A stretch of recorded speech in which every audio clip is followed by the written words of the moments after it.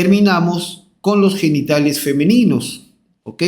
Y de la misma manera, nosotros tenemos en la mujer, se clasifica también genitales externos y genitales internos. Los genitales externos en la mujer son la vulva, fíjense bien cómo se escribe vulva, es con BV, vulva, el clítoris, el himen y el tercio inferior o tercio más externo de la vagina. ¿Ok? Entonces más o menos lo vemos a este nivel, ¿no? La vulva, el clítoris, el himen y hasta el tercio externo, tercio inferior. Si yo agarro la vagina acá y la divido en 3 partes, pues el tercio inferior, el tercio externo. ¿Ok? Muy bien. Y los genitales internos, pues todo lo demás. Los 2 tercios superiores o 2 tercios internos de la vagina, el útero, ¿no? El útero, los oviductos o tubas uterinas, llamadas clásicamente las trompas de falopio, ¿no? Y finalmente los ovarios, que son las gónadas de la mujer. ¿Ok? Bien, perfecto. Empezamos con la vulva. La vulva es toda esta región que se encuentra en la superficie del perineo anterior de la mujer. ¿Ok? ¿Qué detalles anatómicos vamos a ver ahí? En primer lugar, pensé que estaba señalado. En primer lugar, vamos a ver aquí, en la zona delante de la sínfisis del pubis y cubierta por vello púbico, la zona del llamado montículo púbico. Ahora voy a cambiar de color al lápiz. La zona conocida como montículo púbico o clásicamente le dicen el monte de Venus. Esta zona de acá, el montículo púbico.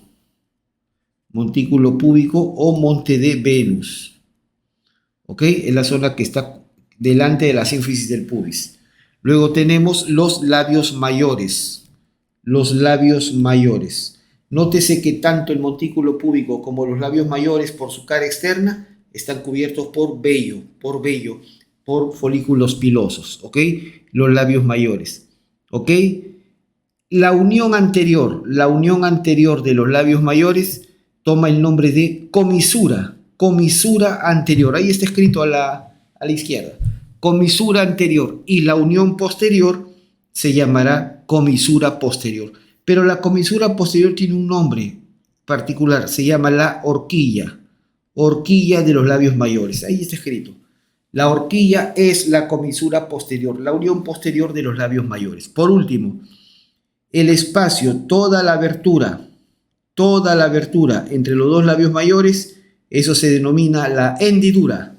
Hendidura vulvar, vulvar con B chica. ¿Ok? Muy bien, simple. Cuando ingresamos a la hendidura vulvar, vamos a observar en primer término que todas las estructuras están cubiertas por tejido mucoso. Todo está cubierto por mucosa. ¿Ok? Bien. Lo primero que voy a ver dentro de la hendidura vulvar son estos, los labios menores. Los labios menores o las ninfas, también se llaman ninfas de la vulva. Esos son los labios menores.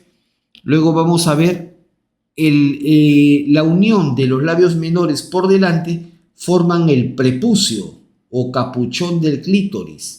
El prepucio o capuchón del clítoris. Si yo retraigo este prepucio, ahí va a aparecer la cabeza, el glande del clítoris. También tiene su glande, se llama que es muy chiquito. Entonces, el famoso clítoris, ¿ok? Entonces está rodeado por su capuchón, por su prepucio. ¿Quién forma el prepucio o capuchón del clítoris? Pues el extremo anterior de los labios menores, ¿ok? Simple. Y por último, el espacio entre labios menores, ¿cómo se denomina? Ahí está escrito, el vestíbulo de la vulva. Todo este espacio entre labios menores se denomina vestíbulo de la vulva. Perdón, con B chica. Vestíbulo de la vulva. ¿Ok? Muy bien. Dentro del vestíbulo de la vulva, se van a observar 6 orificios. 6 orificios. En primer lugar, esta abertura que vemos acá, esta aberturita que vemos acá, es el orificio externo de la uretra, el meato urinario. Por ahí es que micciona, por ahí bota la orina la mujer. El meato urinario, el orificio externo de la uretra. Y justo detrás de él 2 pequeños huequitos, 2 pequeños orificios, que son los orificios parauretrales. Parauretrales de unas glándulas que se llaman glándulas parauretrales o glándulas de Skene. Ahí está escrito. ¿Ok? Que producen el líquido parauretral durante el acto sexual. Luego tenemos esta entrada, la entrada de la vagina. Se denomina introito, introito de la vagina, introito de la vagina. ¿Ok? Y a los lados del introito, lateralmente unos agujeritos, a los lados del introito unos agujeritos, viene a ser esto viene a ser los orificios de las glándulas vestibulares mayores, o glándulas de Bartolino. Bartolino, que mantienen normalmente húmeda esta región. ¿Ok? Bien, en la entrada, en el introito vaginal, en los bordes del introito vaginal, en los bordes de la entrada de la vagina, se encuentra un pliegue mucoso que es el famoso himen. ¿Ok? Un pliegue mucoso que es un vestigio nada más del seno urogenital, entonces, y que se encuentra a ese nivel, nada más. ¿Ok? El clítoris es el órgano homólogo al pene, pero tiene función exclusivamente erógena. También tiene raíz, cuerpo y glande, ¿ok? ¿No? Y ya mencionamos que el glande se encuentra cubierto por el prepucio o capuchón del clítoris, que lo forma ¿quién? El extremo anterior de los labios menores.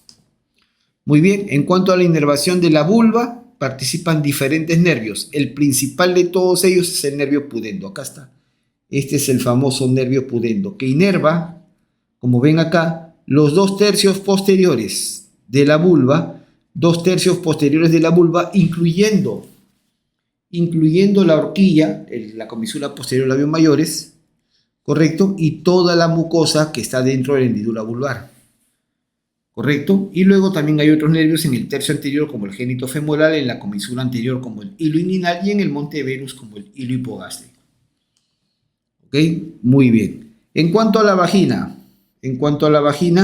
ahí está, es un conducto. La vagina es un órgano tubular que actúa como un conducto, ¿ok? Cuya función más común es excretora, es decir, a través de la vagina se expulsa el producto de la menstruación, que viene desde el útero. También tiene función erógena, ¿correcto? También tiene función de copulación, la penetración, y finalmente sirve como canal del parto, ¿no? Muy bien. Entonces, la vagina tiene doble origen embriológico. Miren ustedes acá. Tiene doble origen embriológico. Su tercio inferior se origina del seno urogenital, mientras que sus 2/3 superiores se originan de los conductos paramesonéfricos de Müller. ¿Ok? Entonces, ese detalle es bastante importante. Muy bien. Tiene una pared anterior y tiene una pared posterior, ¿no? Nótese claramente que la pared posterior es más larga, llega más arriba. La pared anterior mide más o menos de 7 a 9 centímetros de largo. La pared posterior mide más o menos de 10 a 13. O sea, más o menos estamos 4 centímetros más. ¿Ok? Muy bien. Su extremo superior, el extremo superior de la vagina, se inserta alrededor de la porción más baja del útero. Eso se llama el cuello o cervix uterino. Es decir, la vagina rodea al cuello uterino. ¿Ok? Se va a insertar tanto por su cara anterior como por su cara posterior e incluso por los lados, por sus caras laterales. Entonces, nótese que la vagina, al insertarse alrededor del cuello uterino, forma aquí como unos espacios, como unos bolsillos invertidos. ¿Lo ven? Forma como unos espacios, como unos bolsillos invertidos. Esos espacios toman el nombre de fornix. Fornix vaginales, los fornix. Y obviamente son 4 fornix. Hay un fornix anterior, hay un fornix posterior, hay un fornix derecho e izquierdo, ¿no? ¿Correcto? De los cuales el fornix posterior, como se aprecia acá, el fornix posterior es el más alto, el más profundo. ¿Ok? Simple. Eso es lo que se ve claramente ahí. Bien. Relaciones anatómicas de la vagina. Por su cara inferior, en su extremo inferior, acá está el introito, pues el introito vaginal está a nivel del vestíbulo de la vulva. el extremo superior está rodeando al cuello uterino, ¿ok? La pared anterior de la vagina se relaciona con la vejiga y con la uretra. Y la pared posterior de la vagina se relaciona con el recto. Nada más. Muy bien. El útero. Hablemos del famoso útero. ¿Ok? El útero es una víscera sacular invertida de paredes gruesas, ¿correcto? ¿Y qué funciones tiene el útero? La función más común del útero es secretora. Pues el útero secreta el endometrio funcional, que es el que se pierde con la menstruación. También es un órgano secretor y excretor, puesto que produce y expulsa el material. También es el órgano de la implantación o anidación, cuando el blastocisto, el preembrión, llega para iniciar el embarazo, ¿no? La implantación o la anidación. Y por último, pues gestación, ¿no? Desarrollo de la gestación y finalmente parto. Bien, el útero, aquí lo estamos viendo, forma de una perita. ¿Qué partes tiene? Si vamos de abajo para arriba, tenemos en primer lugar el cérvix o cuello uterino. Luego la porción más angosta, la más angosta del útero, se llama el istmo del útero. Luego tenemos el cuerpo y finalmente arriba el fondo. ¿Ok? Son las partes del útero. Bastante simple. Si lo vemos por dentro, al corte, si vemos por dentro del útero, nosotros vamos a ver acá la entrada al útero, ¿ven? La entrada al cérvix, la entrada al cuello, se llama orificio cervical externo. Orificio cervical externo. Ah, está. Voy a cambiar de color esto. Orificio cervical externo. La entrada al útero, la entrada al cérvix uterino. ¿Correcto? Luego, cuando uno ingresa al cérvix, encuentra el conducto o el canal endocervical. Luego, a nivel del istmo, encontramos el orificio cervical interno. Y por último, ya en el cuerpo, se abre ahí este espacio. Esa es la cavidad uterina. ¿Correcto? Muy bien, nada más, bastante simple. Aquí en este cuadrito estoy poniendo, digamos, algunos parámetros del útero. Por ejemplo, el útero en la mujer que no está gestando versus el útero al final de la gestación, ¿no? Al final de la gestación. ¿Ok? El útero en la mujer que no está gestando puede darse en el caso de una mujer que nunca ha tenido hijos versus una mujer que tiene 3 o más hijos, o sea que es multípara. La mujer multípara ya el útero tiene algunos pequeños cambios. Y ahí pueden ver sus diámetros, ¿no? Su altura normalmente, su peso, su capacidad, ¿no? La altura del istmo y la longitud de las fibras musculares. Es decir, miren cómo va, y esto sobre todo que no está gestando hasta el útero al final de la gestación. ¿Ok? Muy bien, simple. La posición normal del útero, el útero no se encuentra en posición vertical. ¿Ok? Algunos esquemas lo presentan así simple y llanamente por intención didáctica, ¿no? Por intención didáctica. Pero el útero así parado no está. El útero, como ven ustedes, se encuentra hacia adelante. Hacia adelante. Entonces, va a tener dos ángulos importantes. En primer lugar, hay un ángulo que forma el cuello uterino con la vagina. O simplemente el útero con la vagina. Ese ángulo se llama el ángulo de versión. Ángulo de versión uterina. Así le llaman en obstetricia. Ángulo de versión uterina. Yo le puedo llamar tranquilamente el ángulo útero-vaginal, es decir, entre útero y vagina, o entre cérvix uterino y vagina. Ese es el ángulo de versión. Y normalmente, en condiciones normales, se encuentra inclinado hacia adelante, ¿no? Doblado hacia adelante, formando un ángulo aproximadamente de 90 grados. Y por eso, como está hacia adelante, se dice que el útero se encuentra en anteroversión. Mientras que ese no es el único ángulo. El mismo cuello uterino también forma un ángulo, pero con el cuerpo del útero. Ese es el ángulo de flexión. Flexión uterina.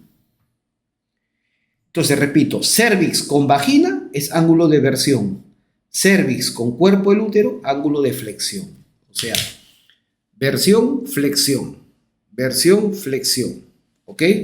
Simple. Perfecto. El ángulo de flexión también está normalmente inclinado hacia adelante, forma un ángulo de 70 a 110 grados y también se dice que está en anteroflexión. ¿Ok? Entonces el útero normalmente se encuentra en anteroversión y anteroflexión. Esa es la posición normal del útero. ¿Ok? Muy bien. Perfecto. ¿Cuáles son sus medios de fijación? Vamos a tener tres grupos de medios de fijación en el útero. Vamos a tener los medios de sostén o soporte. A ver, vamos a cambiar de color esto. Medios de sostén o soporte, ¿no? Ahí está. Los medios de suspensión y los medios de orientación. ¿Ok?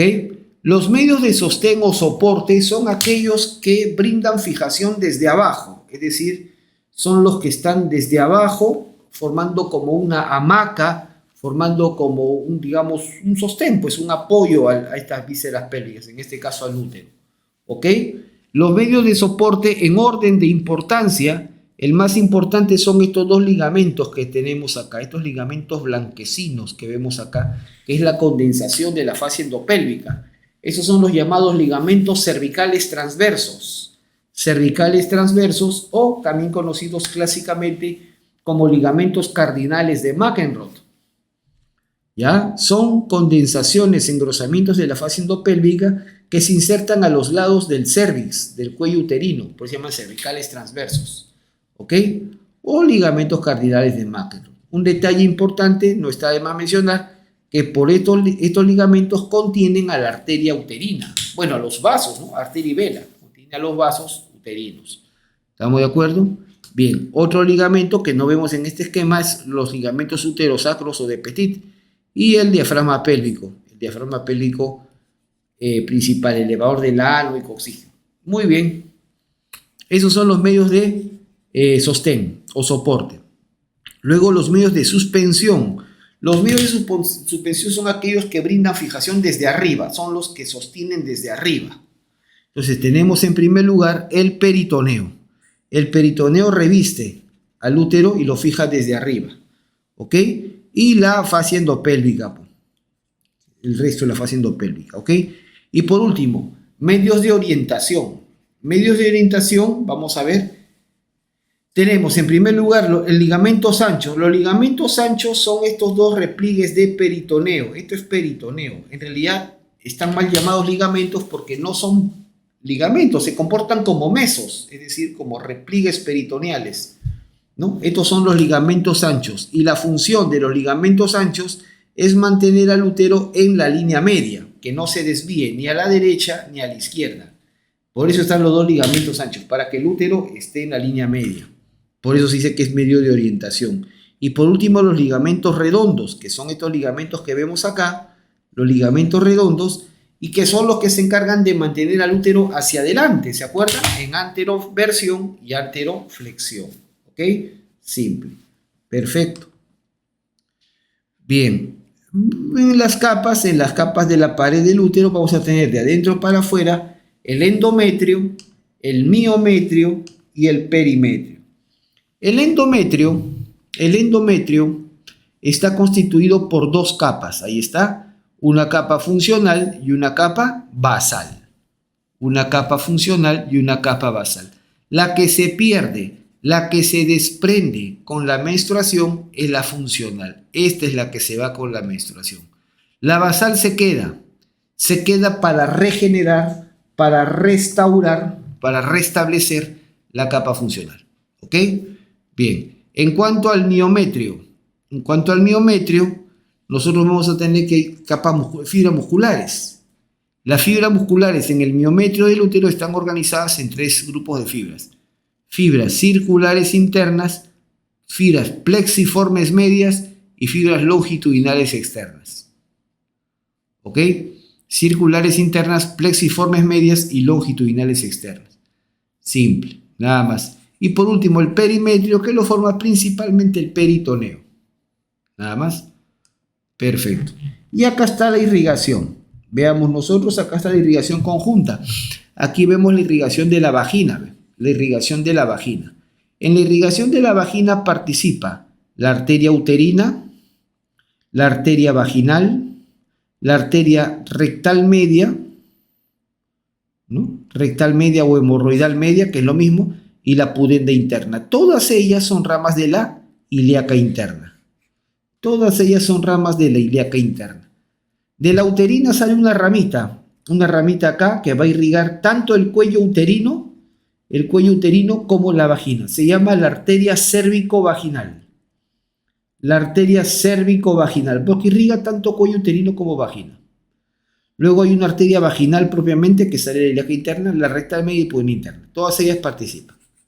Ahora, la arteria uterina es la que va a irrigar fundamentalmente al uréter. Al uréter, ¿correcto? La arteria uterina sube por los bordes laterales del uréter, ahí lo ven, ¿ok? Hasta que la uterina va a dar una rama terminal, o vamos a decir así, dos ramas terminales, una rama ovárica y una rama tubárica.